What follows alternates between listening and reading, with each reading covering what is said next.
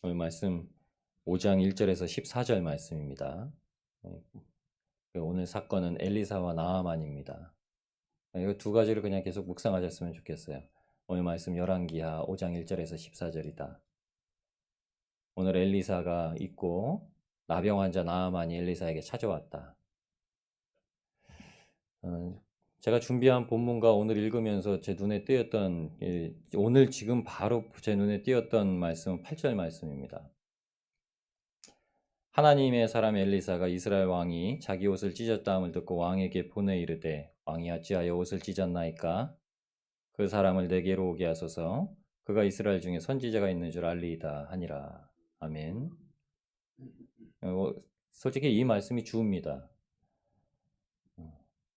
나병이라는 이 세상적인 병을 고치려고 오는 사람, 그 세상적인 병을 그냥 의술로 고칠 수 있는 선지자가 있는 그 이스라엘로 보내주는 아람 왕, 그리고 나병이라는 이스라엘에게 하나님께서 허락하셨던 이 문둥병, 나병은 가장 불경한 병임을 알고 있기 때문에 이 병을, 하나님 앞에 불경한 병을 우리가 어찌 치료하냐라고 두려워서 말도 안 되는 소리다, 이거 우리 공격하려고 노림수다라고 생각하는 왕, 그리고 나서 그들의 모습을 바라보는 한 명의 하나님의 사람. 여러분, 그래서 오늘 주 말씀은 하나님의 사람입니다. 엘리사 하나님의 사람 이렇게 표현합니다.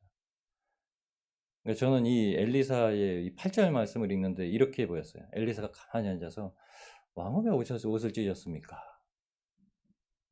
두려워서 떨고 신하들을 불러가지고 요동하는 사람들 가운데 엘리사만이 그 자리에 가만히 평안히 앉아가지고 뭐 그렇게 요들갑을 떨고 있습니까? 하나님 앞에서 지금 세상 문제 가지고 지금 뭐 하는 겁니까? 그를 내게 오소서. 그를 내게 오소서. 여러분, 오늘 예수님께서 우리를 구원하셨다는 사실 때문에 이런 엘리사의 마음을 품고 오늘 하루를 살아내시는 복된 저와 여러분이 되시길 주님의 이름으로 축복합니다. 요동하게 만든 일이 무엇인가요? 오늘도 그런 일들이 생길 수 있습니다. 오늘 그런 일들 중에 하나님께서 제 요구하시는 것은 순종입니다. 순종. 나만의 종들이 마지막에 이렇게 얘기합니다. 주인이여, 선지자가 당신에게 큰 일을 행하라 하였다 하면 안 했을 겁니까? 저 절벽에 올라가서 절벽 끝에 꽂혀 있는 해당화를 따오라고 하면 안 했습니까? 안 했겠습니까? 목숨을 걸고 올라가서 그곳에서 그 절벽에 붙어 있는 꽃을 꺾어오지 않았겠습니까? 하물며 아무것도 아니라고 하고 그냥 요단강에 들어가서 그냥 몸 씻고 나오라고 했는데 뭐가 그렇게 문제입니까? 여러분, 우리가 전하는 복음이 그겁니다. 예수 믿고 천국 가세요. 아무리 어려운 일들을 하라고 주장하는 세상에서 전 보러 가면, 구타러 가면은 정말 어려운 일을 해야 됩니다. 남편 몰래 베개 속에다가 부적을 숨겨놔야 되고요. 아이 몰래 밥에다가 다른 재료를 넣어가지고 밥을 해줘야 됩니다. 세상 사람들은요, 미션을 줘요. 미션을. 참 어려운 미션입니다. 남편 속옷에까지 남편이 못 느끼게 부적을 붙여놔야 돼요. 그래야 바람을 안 펴요. 근데 하나님은 예수님을 보내주셔서 우리한테 예수님만 믿어라 이렇게 말씀하셨습니다. 우리는 또 그 말 듣고 나갑니다. 그 말 들고 나가요. 그리고 그것만 전합니다.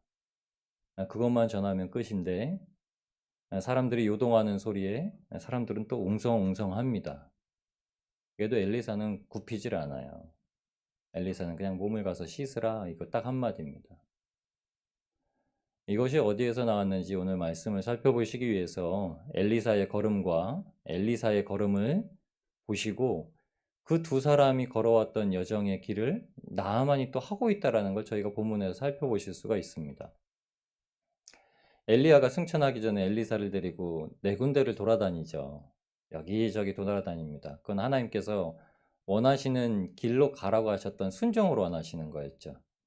사무엘상 15장 22절 이하에 보시면 사울이 하나님 앞에 범죄한 일이 있는데 그게 바로 순종하지 아니하고 완고한 거였습니다. 하나님께서 선견자 사무엘에게 보내셔서 전하신 말씀이 사울에게 전하게 하신 말씀이 무엇이냐면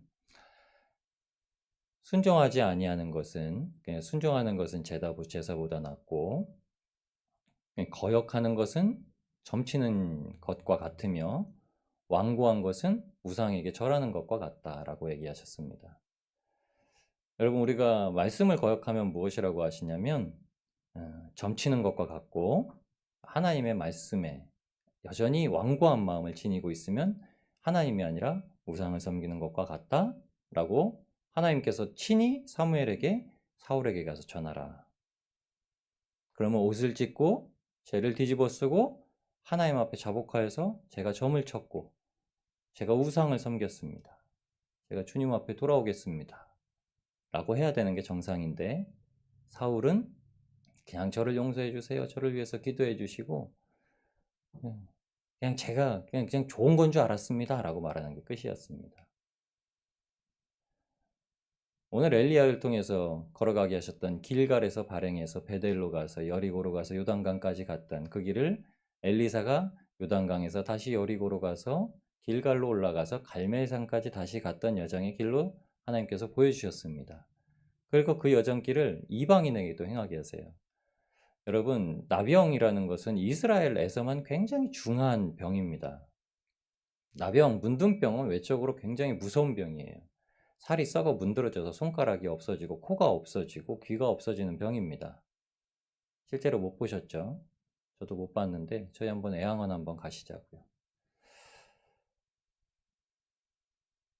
남의 손가락 없어지는 건 저희가 덜 무서워요. 근데 내 손가락 떨어지고 내 코 떨어지고 내 귀 떨어진다고 생각해 보십시오. 몰골이 사람 몰골 같지 않아진다고 생각해 보세요. 근데 오늘 이 나병은 나아만 장군한테 나병은 그렇게 오진 않았을 겁니다. 나병이라고 칭하는 히브리어는 통칭적으로 피부병을 얘기해요. 근데 피부병이 사람이 보기에 정말 이렇게 좀 어리게 되는 피부병이었을 겁니다. 아주 심각한 피부병이었을 거예요. 그가 손이 있었으니까 아주 강한 자, 왕 앞에 큰 자, 그러니까 용사라고 그래서 하나님께서 무엇이라고 하시냐면 하나님께서 그를 통해서 아람을 구원하게 하셨다 이렇게 표현하십니다. 하나님께서 세상을 다 통치하고 계시죠. 세상의 큰 용사들 이순신 장군마저도 하나님께서 이순신 장군을 통해서 나라를 구하게 하신 겁니다. 성경은 그걸 얘기해요. 하나도 주님의 손길이 닿지 않는 영역이 없다. 엘리사가 여기저기 길을 떠나면서 말씀대로 순종하는 길을 다니면서 배운 게 그겁니다. 순종하는 거. 하나님의 말씀이 엘리사에게 임하셔서 너는 독이 든 솥에 가루를 던져라 이렇게 말씀을 기록되지 않았어도 엘리사가 한 모든 행동은요 하나님의 말씀을 듣고 행한 겁니다. 그게 바로 영안이 열리고 하나님의 은혜로 말미암아 영감을 갑절이나 받아서 능력이 엘리야보다 배나 되었기 때문에 행할 수 있었던 일이죠. 그 위안 삼았던 일들은 순종에서 나옵니다. 신명기 5장 1절 저희가 주일날 나누었던 말씀 다시 한번 여쭤보면 다 기억하실 거예요. 너희는 듣고 배우며 지켜 행하라. 근데 배우다는 말은요 단순히 책상 앞에 앉아서 책에 있는 글귀를 배워라라는 게 아니라 연습하라라는 뜻입니다. 연습하라. 내가 그걸 못해요. 하나님께서 내가 가장 못하는 걸 시키세요. 나는 더러운 걸 만지기 싫어해요. 근데 하나님께서 더러운 걸 자꾸 만지라고 해요. 그러니까 청소는 할 수 있는데 화장실 청소는 못 하겠어요. 뭐 다른 건 다 하겠는데 애 똥은 못 치우겠어요. 막 그런 엄마들 있잖아요. 다른 건 다 먹는데 남이 먹다가 남긴 건 못 먹겠어요. 막 이런 사람 있잖아요. 못 하겠어요. 근데 하나님이 그 훈련을 시켜서 너 해. 이게 배우는 겁니다. 무시무시하죠, 여러분. 내가 정말 못하는 거를 자꾸 하라고 하세요. 나하만이 제일 못했던 게 뭘까요? 그는 장관이에요. 그러니까 군대장이고 아주 용사하고 싸움도 잘해요. 아람하고 이스라엘은 교우국입니다. 그러니까 서로 이제 친교국이죠. 근데 아람 왕이 그곳에 보니까 그곳에는 별로 그렇게 유능한 장수들이 없어요. 아주 정말 자신만만한 사람이죠. 그가 오는 여정길이 엘리야의 여정길 같고 엘리사의 여정길 같았습니다. 아람이라는 곳은 다메섹이 이제 수도였던 곳입니다. 그러니까 그 길이 어느 데냐면 수리아 지역, 수리아 안디옥, 시리아 안디옥 있죠. 그곳은 어디냐면 비시디아 안디옥, 비시디아 안디옥이 아니라 죄송합니다. 길리기아 다소 지방에 살던 사울이 올라가다가 예수님을 만나기 위해서 엎어졌던 다메섹 도상, 그 길입니다. 지역명으로 보면 기억하시기 쉽게 그곳입니다. 그러니까 인접 지역이죠. 이스라엘에서 좀 올라가면 나오는 아람 땅입니다.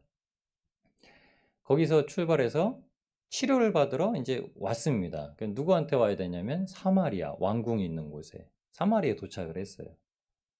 그러니까 거기서 군대를 이끌고 온 거예요. 그러니까 딱 보니까 쳐들어온 것 같았죠. 근데 하는 말이 나아만 장군이 와서 내 나병을 치료해 주시오 이렇게 얘기한 거예요. 그러니까 왕이 옷을 찢은 겁니다. 내가 무슨 뭐 화타냐? 내가 나보고 치료해 달라고 하게? 그때 엘리사가 얘기해요. 그럼 나한테 보내세요. 여기 설명서에 보시면 설명서래요. 왼쪽에 설명을 보시면 엘리사가 자기한테 보내라고 합니다. 여리고 뭐 자기가 머물고 있던 여리고로 보내라고 이제 말씀을 합니다. 선지자 학교가 있는 여리고로 오라고 하세요. 사마리아에서 군대를 이끌고 나아만이 내가 한 번은 참아주마. 다메섹 아람 땅 다메섹에서 사마리아로 왔다가 거기서 또 여리고로 가라고 그래요. 그러니까 여리고로 또 한 번은 그냥 말 듣고 왔어요. 그러니까 여리고로 왔는데 너는 요단강 가서 몸을 씻으라 그래요.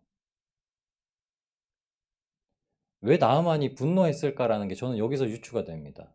한 번 가서 거기서 그냥 일이 처리가 될 줄 알았는데 저기 가라고 그래요. 사람이 제일 짜증날 때가 언제냐면요. 막 해가지고 뭘 처리하러 딱 가는데 여기 아니에요. 저기 가서 처리하세요. 이럴 때 제일 짜증이 나요. 거기 가서 했는데 이거 우리 담당 아니에요. 저기 가세요. 그럼 막 사람이 열통 터집니다. 그런 경우가 허다해요. 일 처리하다 보면. 나만 이런 겁니다. 딱 와서 그냥 한 번에 탁 처리하고 끝나고 갈 줄 알았는데 자꾸 여기 가라 저기 가라 해요. 이게 뭐죠? 원하시는 순종입니다. 이게 요단강에서 몸을 씻기까지 지금 하나님께서 배우게 하시는 게. 한 번 내가 참았다. 세상 사람들은 이래요. 내가 한 번 참았다. 두 번째 내가 안 참는다. 우리가 주님 안에 들어와서 세상적인 마음을 가지고 자꾸 나오게 되는 옛것이 그게요. 내가 한 번 참았다. 두 번은 안 참는다. 근데 하나님은 한 번 참았다. 두 번도 참아라. 주님, 제가 두 번 참습니다. 두 번 참았다. 세 번째 못 참아요? 세 번째 가면 세 번도 참아라. 베드로가 예수님께 물어봐요. 주님, 제가 7번은 참을까요? 그랬더니 7번 뿐이겠느냐? 70번씩 7번은 안 되겠느냐? 그 말은 뭐 수적인 개념이 아니라 무조건이다. 무조건 참아라. 무조건 참아라. 참는 게 뭐죠? 우리가 못 참는데 참으라고 하시는 게 그게 훈련입니다. 그게 배우는 겁니다. 그래서 지키라고 해요. 배운 것, 연습한 것을 지키라고 그래요. 연습한 것을 간수해라. 연습한 것을 보존하라. 연습한 걸 유지해라. 뺏기지 마라. 받은 말씀 빼앗기지 마라. 마태복음 13장에 새 밭에 대한 비유가 나오죠. 첫 번째는 길가밭입니다. 길가밭은 새한테 그냥 뺏겨버리는 땅. 두 번째는 돌밭이에요. 돌한테 뿌리를 뺏겨버리는 땅. 세 번째는 가시덤불밭이에요. 가시덤불에다가 이파리를 빼앗겨버리는 땅. 그러니까 길가밭도 안 되고 길가밭은 깨야 되고요. 돌은 걷어내야 되고요. 가시도 걷어내야 돼요. 말씀 가운데 그거는 우리가 걷어낼 수 있는 거라고 얘기하십니다. 왜냐하면 길가밭은 마음이 완악한 거래요. 완악한 걸 배우는 겁니다. 나 완악해. 그러니까 들어야 돼. 나 말씀 지킬 거야. 돌밭은 그런 염려들이 생기는 거예요. 돌은 걷어내야 돼요. 믿음이 생기지 못하게 잠깐 기뻐하다가요. 딴 생각이 딱 들어오면은 주님 때문에 환난 받을 생각을 딱 계수하기 시작하면은 포기해야겠다. 이게 뿌리를 못 내리게 하는 거예요. 뿌리는 환난이 생길 때 내립니다. 그러니까 물을 찾아야만 내리죠. 물이 없으면 뿌리가 점점 길어져요. 물 찾을 때까지. 그러니까 돌도 걷어내는 거예요. 우리는 돌을 주님께서 하신 말씀은요. 밭들은 개가 나고 걷어낼 수 있다라고 주신 거예요. 가시덤불밭은 뭐라고 하죠? 세상의 염려, 물질에 대한 유혹, 미혹, 걷어낼 수 있다라는 거예요. 없으면 쓰지 마라. 있으면 베풀어라. 아람 장관 나하만이 돈을 많이 주고 바꾸려고 갖고 왔어요. 치료받은 거랑 바꾸려고 돈을 많이 갖고 온 거예요. 그런데 그게 아니라 하나님께서는 돈이 필요 없다. 내가 너한테 돈을 요구하냐? 내 말을 듣고 순종하는 것을 원한다고 말씀하시죠. 주님께서 우리에게 돈을 요구하시거나 우리의 봉사를 요구하시고 헌신을 요구하시는 건 아닙니다. 주님께서 우리에게 요구하시는 것은 순종을 요구하시죠. 근데 그 순종은 하나님께서 우리에게 헌신이란 모습으로 나타내실 때가 있습니다.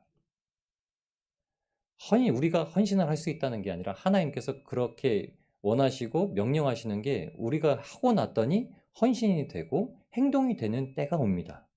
그럴 수밖에 없어요. 왜냐하면 그리스도인들만이 세상 가운데 빛과 소금이 될 수 있기 때문입니다. 그래야 세상이 그나마 유지되고 변화될 수 있는 기미를 보일 수 있기 때문에 그래요. 나만 장군에게 원했던 것 봅니다. 근데 나만 장군에게 하나님께서 참 이렇게 살짝 찢어가지고 열어놓으신 마음이 있어요. 그게 그가 군인이었기 때문에 그의 종들과의 관계가 아주 좋았다는 겁니다.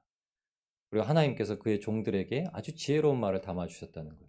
아니 우리가 옆에서 보기에는 제3자 입장에서 보기에는 당사자 문제였던 나아만에게는 이 몸에 대한 것이 너무나 수치스럽고 자격지심이었기 때문에 그냥 이걸 빨리 털어버리고 치료해버리고 싶은데 안 치료해주고 자꾸 미루니까 화가 나겠죠.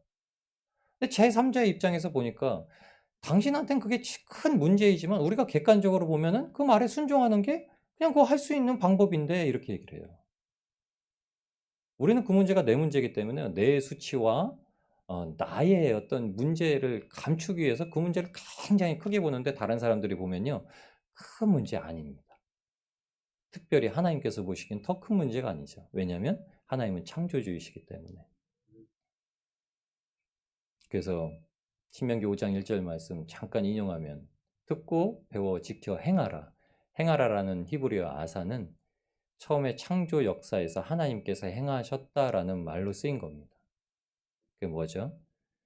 말씀을 듣고 그 말씀을 배워서 연습하고 내 것으로 만들어 그것을 내 것으로 완전히 지키고 사는 거는 하나님의 창조 역사를 삶으로 계속 이루어내라는 것을 말씀하십니다. 그러니까 그 순종이 하나님의 회복의 역사, 그 살이 어린아이와 같이 되는 회복의 역사가 나아만에게 이루어졌던 겁니다. 여러분 우리의 삶에도 이런 일들을 이루시기 위해서 하나님께서 그렇게 강조하시는 겁니다. 순종. 너는 자기를 부인하고 십자가를 져라. 너를 부인하고 십자가를. 우리를 부인하라는 말은요. 우리가 하나님 앞에 섬기는 모든 걸 부인하라는 말씀 아니죠. 자신이라는 건 육체를 얘기합니다. 이전 것을 얘기합니다. 그것을 부인하고 주님 앞에 나갈 땐 하나님께서 영광으로 채우신다라고 하시죠. 하나님께서 창조하셨을 때 행하셨던 놀라운 일들로 우리의 삶을 채우신다고 약속하시는 겁니다. 오늘도 그 일을 행하실 줄 믿습니다. 오늘 그 말씀을 기억하십시오. 열왕기하 5장 1절에서 14절 말씀. 나아만이 여기저기 하나님의 사람들처럼 순종하여서 걸어갔던 길, 못하겠다 하는 길도 걸어가고 끝내 하나님의 행하시는, 회복하시고 창조하신 놀라운 일을 경험했던 것처럼 저와 여러분도 오늘 삶에서 하나님의 일하심을 놀랍게 경험하시는 복된 날이 되시길 주님의 이름으로 축복합니다.